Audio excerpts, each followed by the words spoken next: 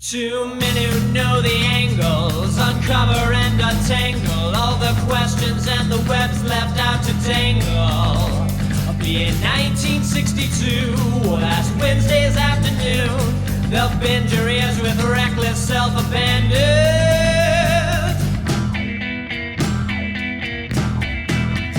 The amazing Spider-Talk, the amazing Spider-Talk. Come swing through the air, sit back and prepare for the amazing Spider-Talk.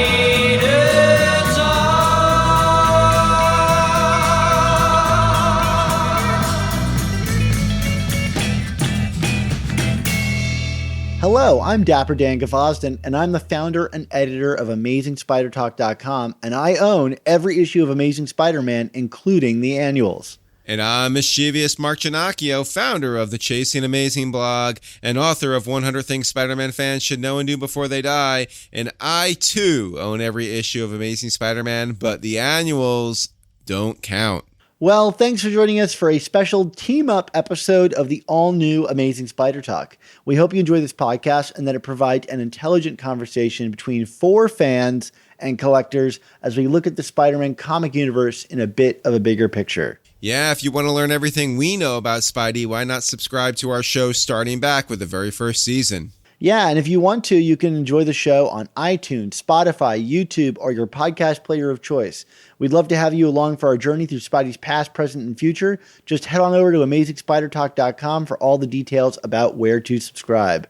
If you enjoy the show and want to help us to continue while getting amazing bonus content and additional episodes that we never release publicly, go to our show notes and check out our Patreon page and consider joining the team. And on that note, we wanted to offer a special thanks to our newest Patreon member, Jordan Ganest, for helping to make this and all of our podcasts possible. So what are we talking about today, Dan? Yeah, we're going to talk about Spider-Man Life Story, the story by Chip Zdarsky and Mark Bagley that's been coming out over the past 6 months, all 6 issues of it in one go.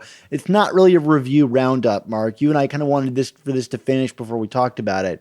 But even more special is that we're joined by the Untold Talks of Spider-Man crew, Cain and Matthew, to talk about the book. We just thought, why not put together both of our podcasts, the chocolate and the peanut butter, to make the great Reese's that's going to be our discussion of this book. Yeah, like I said on Twitter, Dan, it's the secret war or secret wars of podcasts right now. Well, speaking of which, we talked about our Patreon. This episode has been live on the Patreon for a number of weeks now. So if you did want to get it early, that was the place to do so, like all of our future content. But, let's not wait any longer. Let's get right to Spider-Man Life Story by Chip Zdarsky and Mark Bagley. What's new? Is Spider-Man still wearing red or is it blue? Maybe he took a week off cause he had the flu, but probably not cause his red seems tried and true. Let's find out in the Spider-Man review. I am leading a round table here of very friendly faces. We're going to go one by one and just introduce ourselves. So first up is my mischievous friend. It is William F. Buckley. Oh, sorry. You said round table. I thought it was something like highfalutin here. It is I, Mark Ginocchio. How are you, Dan? I'm doing really well, really well. For time's sake, we're going to move on to the next person before you and I start some inevitable banter. I'm not even sure what your adjective is, Matthew. What is your adjective? Mundane, I guess, works. Oh, that was it. Mundane, Matthew. So hi, Matt. Hey, everyone. Well, who are you? Who am I? I am one half of the Untold Talks. You may or may not have heard of us because we still remain untold. Oh, that's quite interesting. Well, what about your other half? Why don't you give him the introduction? My partner in crime here, Cain. Do you want to say hi for the people? Hello, I'm Cain. That's Cain Winstead, the other half of Untold Talks of Spider-Man. We're doing a mega team up here for you to talk about a story that is not untold, not retold, although kind of. It is Spider-Man Life Story. No, not Life Theft. It is Spider-Man Life Story, written by Chip Zdarsky and illustrated by spider artist Mark Bagley. Let's start with some of our friends here. Cain. Yes. Spider-Man life story. You guys have talked a little bit about it already on your show and the B title roundups. Let's give our general impressions. What did you think of this story? I really liked it. Not to jump to the very end, but I definitely got a little misty-eyed. The first two issues, I think, were a little shaky for me, but once we hit that 80 story, and then from going forward, I was 100% on board. Awesome. Matthew, what about yourself? A little more mixed opinion on this one. A lot of the stuff that I really wanted to see out of a story like this felt like it happened in between the comics. And so some of the stuff that gets glazed over or dropped is really where I wanted to dig. So I don't know. But that being said, each issue had a lot of fun stuff in it, and I really enjoyed what was there. So I don't want to judge it too harshly for what wasn't, you know. My mischievous significant other, what about yourself? I guess I'm somewhere in between Matt and Cain here. I mean, it's for me, I really applaud like the experimental nature of this series. I would love to see Marvel do more stuff like this, especially with Spider-Man. I feel like it's really been a while since we've had some kind of like out of continuity story like this that kind of pushed the envelope a bit and didn't feel like it was rehashing the same old things over and over. With all that said, like, I feel like they were just trying to cram so much into this story that like there was just so many things that just got dropped by the wayside or happened off panel or in between issues. And like, to me, that just kind of makes it a bit of an incomplete. So that's where I stand on it. Yeah, and as for myself, I think I kind of share everybody's opinion in one way or another on this book, which is a great opinion to hold, everyone's opinion. I felt like this is the rare series where you're like, oh, I need 6 more issues of this to really like flesh it out. Like there's very few times where I felt like, hey, this could really do a lot better to be more decompressed. And I feel like this is one of those. And I do hope that maybe there are times where we could revisit this universe. It was really different than what I was expecting. I was kind of expecting this kind of like recap of Spider-Man stories to see how his aging really affected it. But what it really seems to me to be is a story where the consequences of Spider-Man and his actions and his world are held as like firm, solid things that just have repercussions moving forward. And in that way, it really reminds me of like a book like Invincible or another kind of indie image book that runs for a long time that, you know, we don't have to change writers on. This feels less episodic more than it does like, you know, obviously it's summing up Spider-Man into one kind of coherent life story, if you will. And in that regard, I thought it was really interesting. And yeah, it's overstuffed, but I felt like a lot of the times when I wasn't getting stuff, it only made me more curious to see that rather than feeling like I was missing something. It sparked the imagination about how this world still fits together. And even for a book like this, where I know everything I need to know about Spider-Man, it still managed to surprise me, which was really wonderful. So reactions to that, any additional thoughts? Yeah, so I kind of like the amalgamation of certain like major points or events throughout the decades that really mixed it up to different things. I mean, obviously in the 80s, you know, you have Kraven's Last Hunt blended with the whole symbiote idea, which makes for a big churn at the end. Or in the 90s, you have the clone stuff mixing with the Morloon and kind of the kids. Like, all that stuff really made it its own comic and not just so much of a rehash. But at the same time, you have some new elements mixing in, especially when it came to the romance side of things, that felt kind of unearned in some ways because we never had time to let that developer show any of it. You just kind of had to assume Pete was pretty good by the woman he was with at the time. Yeah, I 100% agree with that. Like, there's very little time for, like, the downside, the kind of, like, even the funny, fun nature of Spider-Man.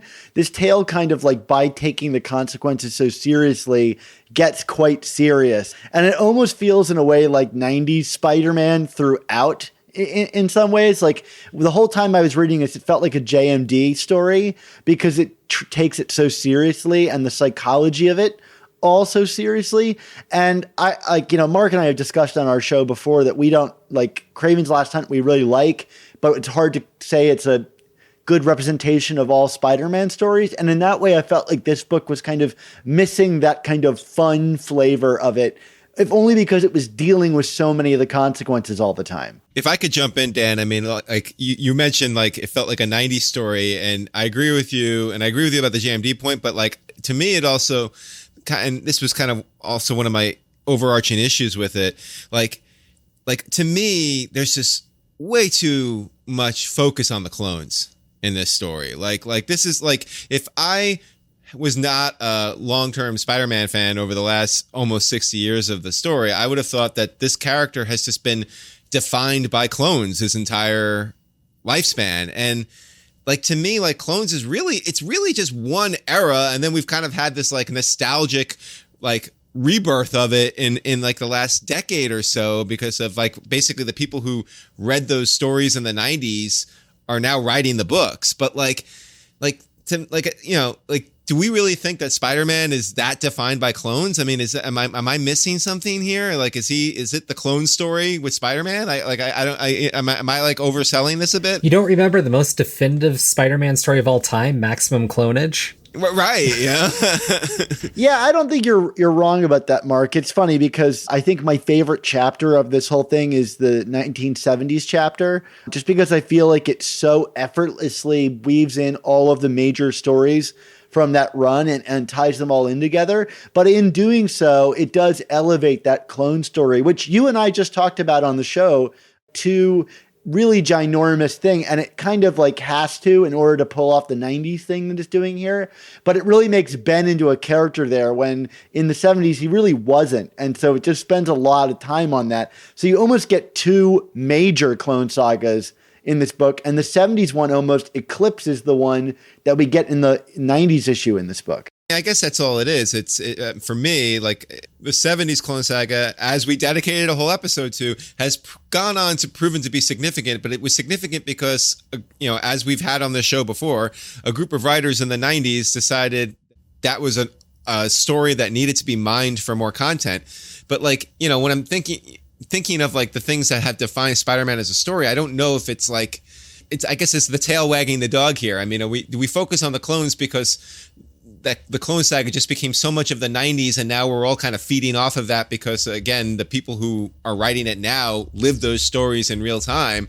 Or is it because it's truly that significant of a chapter of Spider-Man's history that elevates the 70s story? I don't know. I mean, like, it's, to me, like, I like, you're right, Dan, that 70s the chapter was really good in how it kind of weaved those things together. But like the fact that like the ultimate kind of resolution of that whole thing was clones kind of threw me. I'm like, I don't know. Like, I don't see clones as being that much of a driving force over the entire lifespan of Spider-Man, which is what we got in this miniseries here.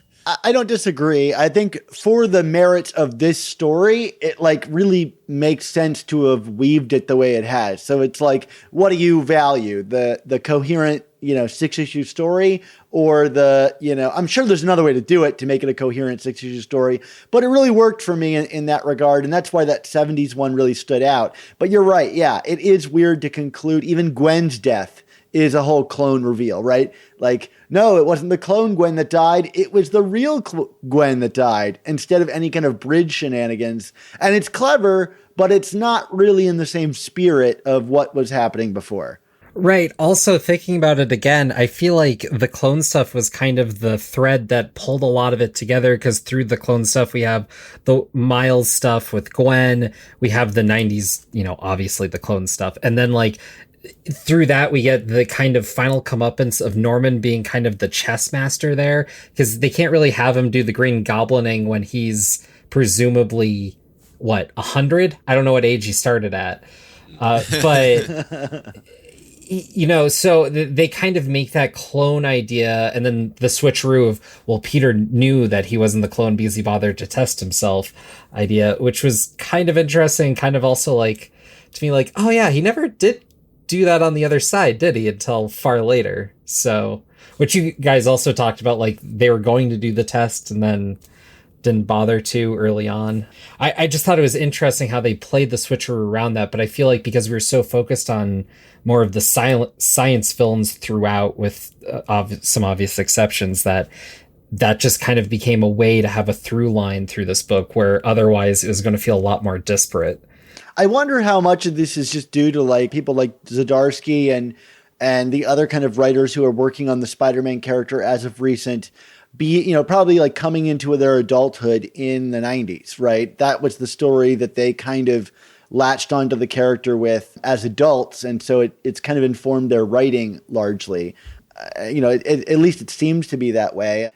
And I'm still figuring out what Zdarsky's tastes are. It is weird, as you noted, Matt, that this is the guy that spent, 20 some issues with Peter Parker's sister when he was writing a book. And now we're spending all this time talking about clones and a book that's largely devoid of humor, which is like Zdarsky's calling card.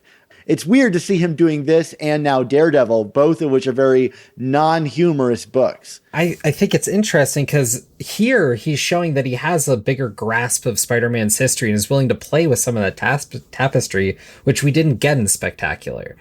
But at the same time, you're right. Like, I was missing for the quips and that Spider-Man flavor. And here we have the super serious Chip Zdarsky, which is a new side of him I don't think we've seen before in anything. And overall, it's pretty good. But man, he could have let some of that flavor drip through in a few lines here and there. I think we did see a little bit of that, but it was played mostly through Ben during the whole like hostage situation. While Otto is monologuing, Ben's throwing out a whole bunch of jokes and quips. And it struck me because it was, again, like one of the only times we really saw a lot of Zdarsky's jokiness coming out in this book. Yeah. What did you guys think about the thematics of this story? I mean, to me, it seems to be kind of dealing with that whole, like, how much does Peter invest in his life as Spider-Man versus his family? And, we don't do the one more day thing, but they do find a way to split up Peter and MJ. Like, does this feel like a Spider-Man tale to you guys? I definitely think so. So at the very start of that, I think it was the 70s story, we have Peter looking at Flash Thompson's grave and kind of reminiscing and apologizing.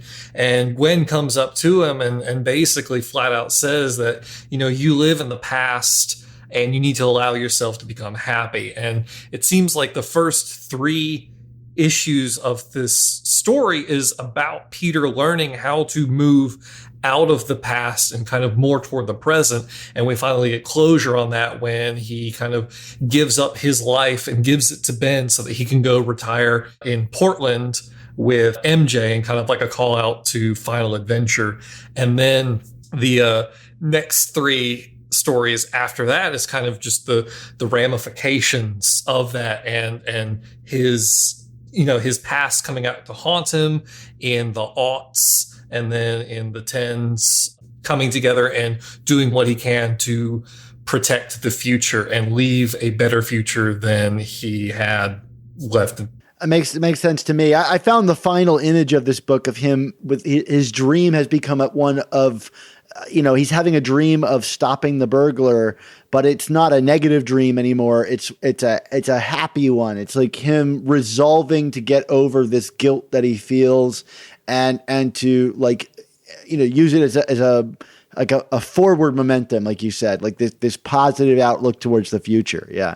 On the topic of his guilt, what do you all think of the idea of the Vietnam War as a framing issue in this comic? Because to me, that was very interesting. I mean, it's like, I always felt like, especially if you go back to 60s Marvel, obviously, Stan Lee tried to be proactive and progressive in many ways, but he never came right out and said anything pro-war, anti-war or anything like that. And obviously this one kind of hits it more directly. Right. Well, I mean, we have the benefit of hindsight now and that idea, but also the way that they handle it, I mean, because in this now alternate Marvel history, the war goes on longer, but the whole idea of how Captain America interacted with that and how he went in and then started saving everybody he could from each other was this fascinating idea that I was like, give me a 6-issue mini of that. I'm interested about that. And as we go on, we then see Captain America show up in the Secret Wars segment for just a brief little bit. And then he's at war with Tony again, whereas Tony was the warmonger in the Nam. And so they're already having their little civil war at the beginning of what this story is. And I thought that was such a bizarre, different take with those characters, but we only get small glimpses of it. And I was kind of curious how Captain America was coming out or still wearing the stars and bars by the time we get to the Secret Wars section, that I just felt like they kind of dropped the thread there, and that story was never resolved in a way that would have affected Peter, because Cap kind of releases him of his duty to need to go to that war when Flash kind of raises that question for him by saying, you're taking care of things here and you can't let the events of the day dictate your life, which is kind of an interesting thing to take, especially for this mini, I thought. But yeah, I think really, if we had seen a little more of that, it could have really framed the story in a very different way that might have been more impactful and maybe more political. The impact of it for me was felt mostly in the moment in the 80s where MJ counters Peter and says, I know you're Spider-Man, essentially, and that like you have the power to stop Flash from going to Vietnam, and he would have been alive with it, if you had actually like not been a coward. And that's interesting to me. It's like he's absolved of his role in Vietnam, but his role as Spider-Man still means that he has a part to play, and it almost like leverages another death on top of him. And to me, that was like the most interesting thing out of Nam specifically. But it's fun that we have this kind of almost like Watchmen universe where the war ended up a different way and shaped the rest of the. And I love that it bleeds into the kind of new Cold War, and we get the Tony versus Spider-Man scene on the front steps of Parker Industries. Like, they're not fighting in costume anymore. They're these two old men arguing with each other before Peter deactivates his, suits of armor around his younger assistant. It's all those same moments playing out. I thought it was just really deftly handled. And the idea to tie all those wars together, I think it's really clever. Even if you're right, it doesn't necessarily come to a great conclusion in the kind of random last chapter that's in outer space.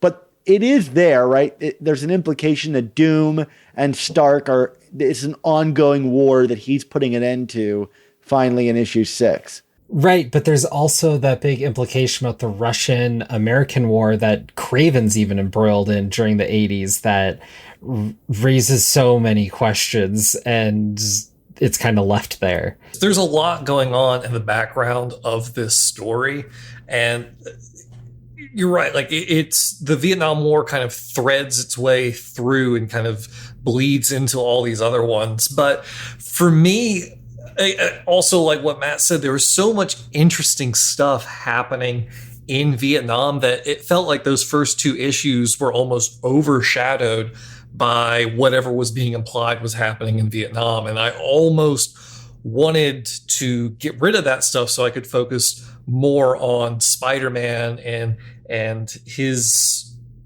kind of smaller world. I feel like the 60s issue is the most odd one of the bunch, and it makes sense that it would be because it's the only one that doesn't really have Peter be time displaced in some way. Like, we knew Peter growing up in the 60s as he was, and for the most part, the Stan Lee, Steve Ditko run like ran out in real time. They make reference to that as such. And it seems like Zdarsky doesn't really want to touch the Ditko run in a way. We've skipped past it. We're 4 years into him Spider-Manning. And that's really interesting to me. But I also think that issue is loaded with all of the world building that needs to be done. And so you got things like the Vietnam War, which is kind of really, I agree with you, it's a bit overbearing in that issue. And you have to introduce all these other elements. And so I think it kind of comes across as the least interesting in regards to what the book is actually trying to do. But I think it's worth it ultimately for the stuff you get down the road. My biggest question for you guys is, how did you feel about the fact that Doc Ock and Aunt May actually hooked up? In all seriousness, I to fast forward to the last issue of the series, I liked how Peter, essentially not being good enough for May was Otto's fuel for perpetrating the mind swipe with Miles in that issue. Like, I thought that was kind of a clever inversion of it, like not to take anything away from Dan Slott and Superior, because it's probably Dan Slott's masterwork on Spider-Man, but like, you know, at the end of the day, like the motivation for that switch, I mean, it was more just Doc Ock trying to cheat death. Whereas I feel like here, like there was a little more personal connection there, and I kind of bought it more, like that he would go to that length to try and mess with Peter. What I found so interesting about that and all of that, including Miles, is that how much it relies on your knowledge of the Spider-Man mythos. This book is so heavy on Spider-Man lore and winks and nods. I mean, I think that's why I personally enjoyed the 70s issue so much. I mean, it literally ends with a reworked scene of the door closing scene between Peter and MJ. It's like every moment has got some like clever, you know, reworking of an old story. And I have to imagine that would go right over the head of so many people that aren't as, you know, knowledgeable about the character as anybody here. And that's not like a loss for those people, other than is that they're not going to be able to enjoy this quite as much. And I wonder if this story works in that way. Like, I think Spider-Man Blue is a book you could give to any person, whether they know anything about the Romita, you know, Ditko eras at all. Whereas, you know, this book, you really need to be saturated in Spider-Man lore to get it. Like, I guess everybody knows who Miles is now, but like, he's not seated anywhere in this book. He just shows up at the end and you have to accept, okay, this guy is carrying on Spider-Man's legacy or something. We get like a 2-panel thing that's like, oh, he got bit by a spider too. But there's so many things in this book where if you don't know what it's referencing, it would just seem completely random. So I'm curious what you guys think, like, about a book like this. Like, obviously there's a market for it. It did pretty well. Do you want more things like this, or do you like a more even-handed thing like Spider-Man Blue? As a certified super fan, I am always down for just real meaty stuff that might not maybe hold my hand is sounds a little pejorative, but you know, something that acknowledges the fact that I've been, you know, following this character for decades now at this point, and I'm vested in the lore and can kind of play off that. Matt and I were running through one of the Clone Saga stories this morning for the main show, and one of my points was that so much of this story was lost because we had to recap and run through everything that was going on, because it was still kind of the era of every comic is your first comic, or every comic is someone's first Marvel comic. And so I kind of appreciated this one, that it didn't really over explain things that if you're picking up a Spider-Man B title, you're probably going to already know. So for me, it's kind of hard because, I mean, you're talking Spider-Man Blue, and that's holy territory, my friend.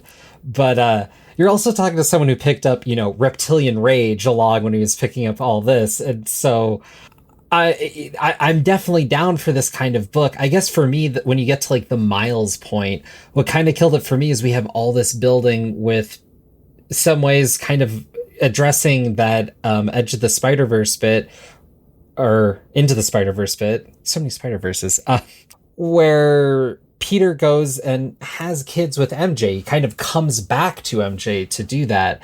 And so we have this carrying forward of the legacy. And then at the last minute, they throw in Miles, and he's the one who's the new Spider-Man, even though he has spider kids who seem to be able to hold their own against Marloon and all that. And so I'm just kind of thinking, like, it works because we know Miles, but for the sake of this story, throwing in Miles at this point feels kind of like a weird knee-jerk just to go on continuity. So I definitely would love to see more of these kinds of books, but I'd like to see them just kind of hold to their own standard a bit more. Yeah, we still need something. It still needs to be organic, but like at the same token, like, you know, we talk a lot about certainly cinematically this idea of fan service, and you know, that's essentially what we got here in comic book form. I mean, this is ultimate fan service for the fans like us who pick up Reptilian Rage and Amazing Spider-Man, you know, and everything else. So that's the thing. Like, I don't think if you're unfamiliar with the very deep layers of the mythos that you would necessarily not enjoy this book still, because I still think there's enough there that even for casual fans, be like, oh, I know what they're talking about. But then you got fans like us, and we're getting like the layers upon layers upon layers, and then we get a little extra out of it, because at the end of the day, like, we're the one, not that we're the ones that need to be impressed, because I don't think we do. I think we're probably in the very vast minority of the audience. But like, if we're gonna like come on the air and sing the praises of the story, I mean, they got to do something to kind of wow us, I guess. I don't know, maybe like vast, deep thoughts. I don't know, deep cuts. I don't know. I'm rambling here. Save me, Dan. Save me. No, I think you're right. I mean, it is the kind of like candy for the super fans. I just finished reading a few months ago that the Batman White Knight story, and I thought it was brilliant. And I'm sure there's a ton of Batman references in there that I didn't pick up on, but it also covered so much of kind of inverted Batman history and things like that. And I love a good book like this. And I would like Marvel to take more chances in doing kind of, you mentioned at the top of the show, off continuity stuff. I feel like, Marvel's line's greatest strength is that they have an ongoing timeline, but I also feel like they don't, embrace the opposite too, and they certainly should. You've got DC with their Black Label doing all kinds of interesting stuff, and it would behoove them. It would be a good thing for them to take some risks and try stuff like this. I think this is kind of like the thrill of what Spider-Verse, promised, but realized in a more like complete fashion. There you go. So you want to see like Spider-Man Elseworlds, just like different take on the mythos, or just different stories that just aren't continuity bound, just that whole play? Yeah, I think that would be great. I mean, we get it every once in a while, but most of them seem to be in continuity. Like I'm thinking about like Spider-Man Fever, right? Like that was a crazy book. That was a lot of fun, but I think also kind of in continuity to a certain regard. And Marvel's playing with Elseworlds a lot more recently because of the love of the Spider-Verse and these things. And the What Ifs came back recently. But to get something so like singular in its vision and bold and driven by like, I mean, this clearly seems to be Chip Zdarsky came to them and was like, I want to do this. It wasn't like a Marvel mandate. It was like, I have this story I want to tell and a unique approach to it. And I think Marvel should be open to, more writers doing that. Like if they can't do it within the confines of continuity, why not do a mini series about it? Definitely. And I mean, we've kind of hit on some of the more negative points, at least from our points of view, but I feel overall this was strong and I'm glad to have read it, definitely. And some of the stuff that I focused on that I was like, well, what happened to this? What happened to that? Was because I was interested enough to care to want to read more, which, as you point out, Dan, like so often now we kind of wish comics were a little tighter. And this was a time where I would have gladly taken double the issues to get that much more out of it.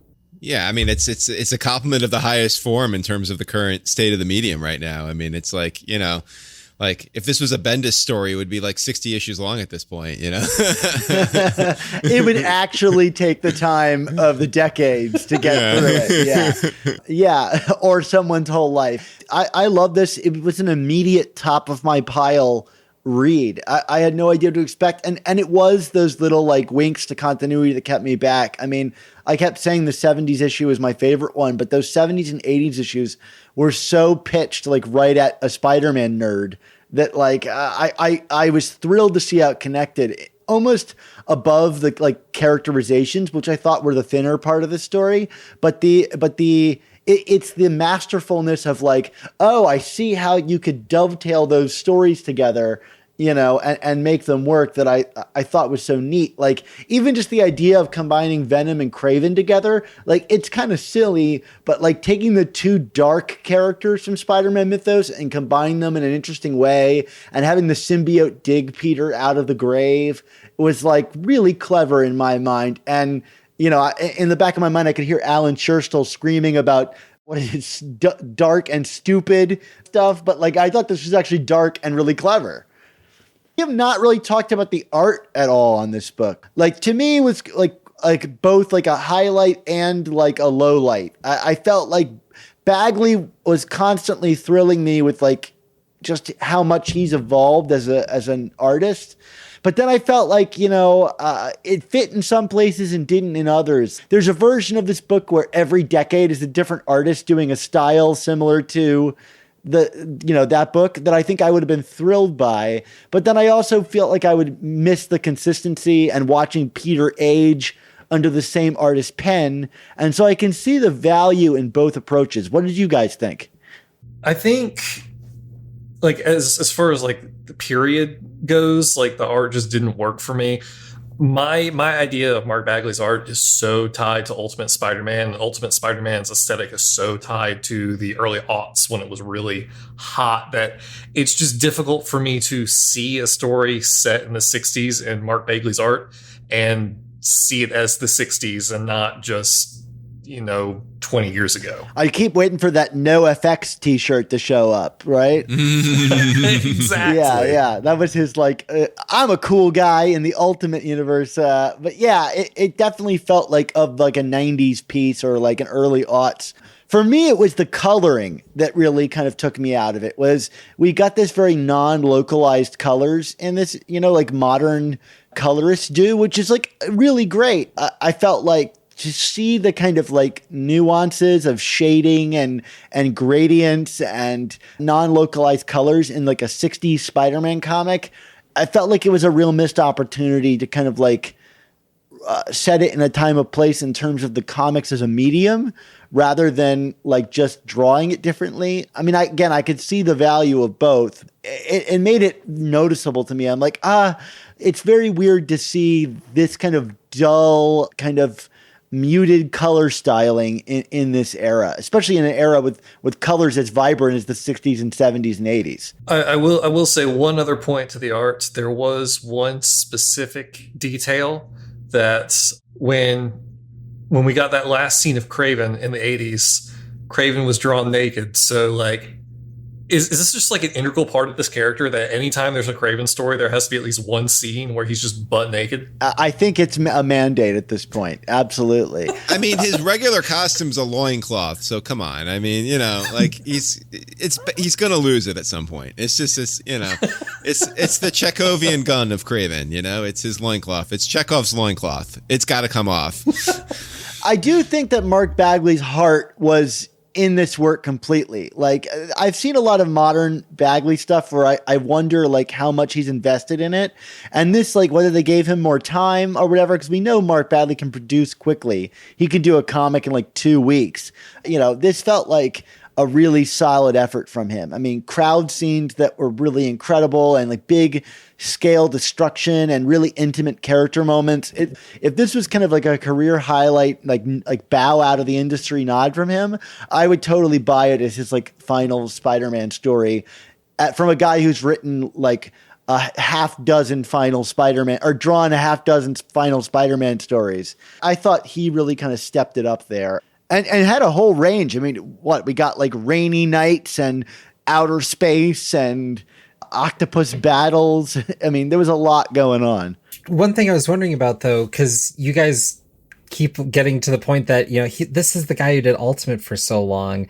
And I guess that was part of what kind of pulled me off, was thinking like, this is the one artist we've seen do Spider-Man so much. So in my mind, 90s, 2000s, and so that feeling was there.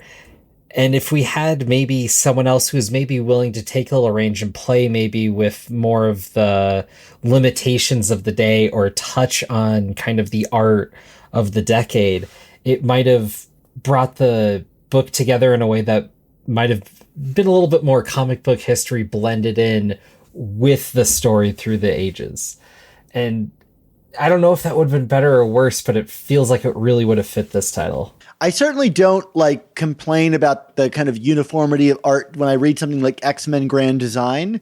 But that artwork is so singular and so separate from what you see in regular comics or regular X-Men comics that it feels like its own thing. So maybe it was the very nature of putting a big name Spider-Man artist on this that made it seem like it was both locked into Spider-Man, a specific part of Spider-Man's history in a way that like X-Men Grand Design stuff isn't.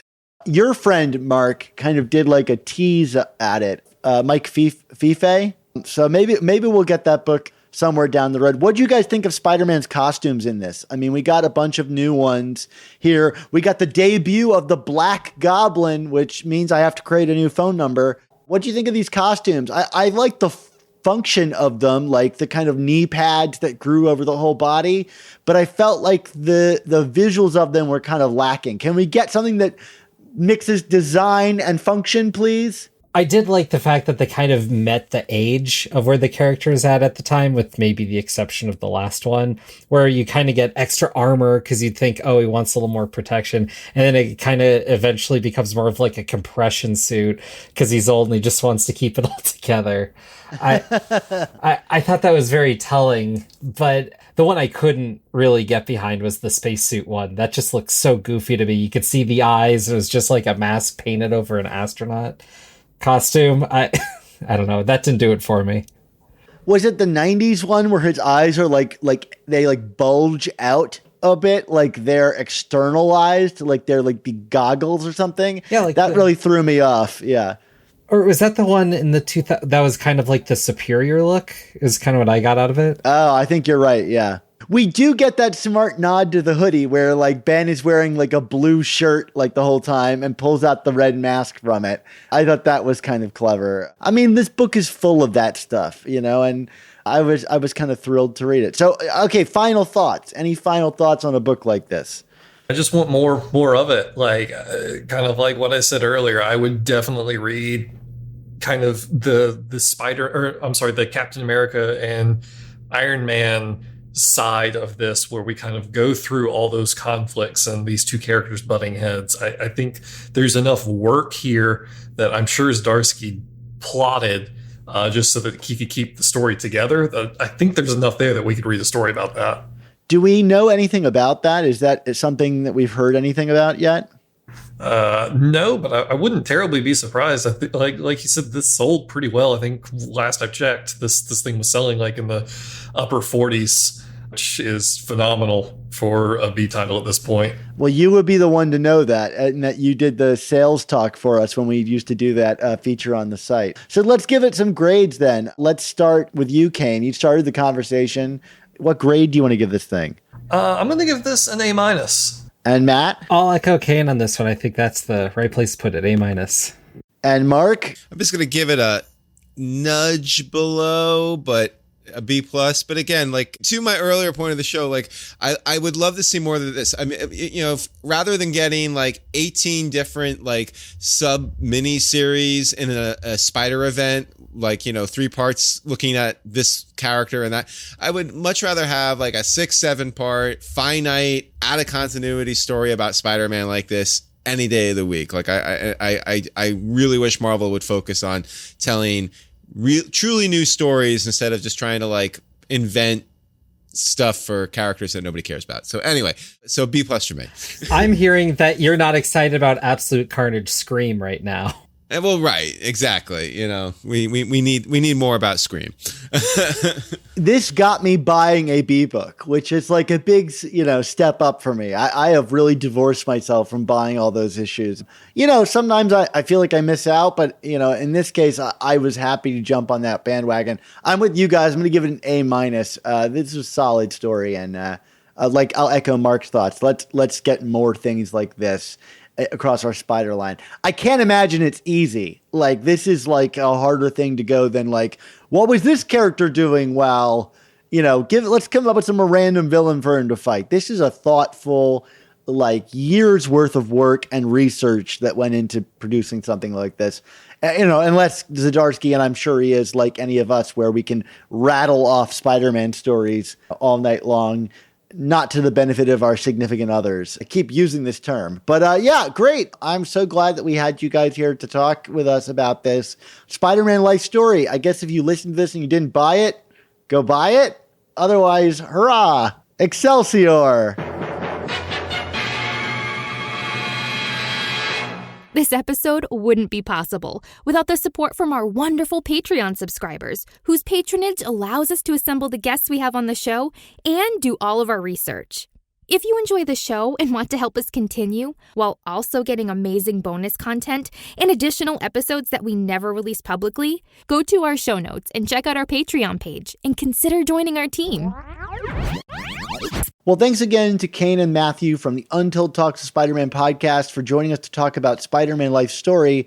I hope we can get them back on again for a future show. But in the meantime, go check out their show. It's an awesome show all about the kind of like hidden secret stories of Spider-Man's past and present. I have a lot of fun listening to it, so I can only encourage everybody to go check them out. Yeah, definitely check them out. But what's coming next for our show? I mean, clearly there's got to be something that we have not been teasing for months, right? Coming next? Yeah, we are actually going to cover the Spider-Man newspaper strip next, as promised and teased for those several months, as Mark alluded to. It's actually going to happen now. But, you know, I hope you guys have enjoyed the content that we've kind of given you in the meantime. It was just one of those things where a bunch of really cool opportunities arose and we kind of had to take them. So, I mean, I think people were happy to hear from Eric Larson, Todd McFarlane. Those are things that will allow us to put a discussion between Mark and I on a little bit of the back burner. But you're going to get that episode now. So if you did catch up and read a bunch of newspaper strips,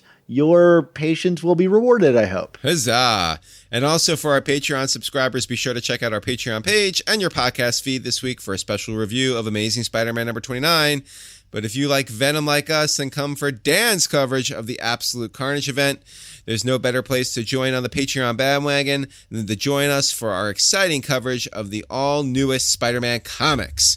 Remember, for just $3.99 a month, the price of a new comic, you'll get access to our exclusive new issue reviews, B-Book reviews, extended interviews, and more. And for $10 or more a month, you'll get access to some awesome commissioned artwork this season from Barry Kitson. I just sent out all of the rewards from the past Patreon stuff, and people are already showing me it hung up in their homes, and that's been really fun to see. Mark, I even sent you one. Yeah, it's gorgeous. Well, I'm so glad. So yeah, go check out the Untold Talks of Spider-Man podcast. But if you're going on the internet and you want even more discussion of Spider-Man, check out our amazing Spider Slack community to join. It's like a forum for just talking Spider-Man, and there's nothing better than that. And there's a link in the show's description for you to click on and come join us there in that feed. But also a special thank you to Rick Coste, our amazing, spectacular, adjectiveless web of editor who cut together this very episode and all of our episodes and makes the show possible to happen. Because, man, I, with 8 kids, cannot edit this thing anymore. So, Rick, you are the man, and thank you. And thank you from all of our listeners, I'm sure. Absolutely. Thank you, Rick. Now, Dan, when you're not looking after 8 kids, where can we find you on social media?